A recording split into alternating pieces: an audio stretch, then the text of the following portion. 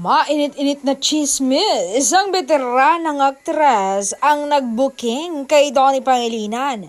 Naiisa lang daw ang minamahal niyang babae, ang nilalaman ng puso niya. Eto nga ang sabi niya, alam nyo si Donnie Pangilinan is one of a man na gwapo pero di pa nakuhang mambabae, hindi tulad ng iba dyan.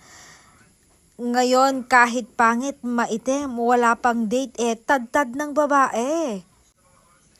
Ang yabang-yabang na lang para masabing lalaki sila. Kaya doon tayo sa totoong lalaki, sa seryoso, hindi sa laro lang. Sayang ang time, invest na lang natin sa may maayos na pangarap sa buhay. Kagaya ni Donnie at talagang napakaswerte ni Bill Mariano. Hindi ba naman?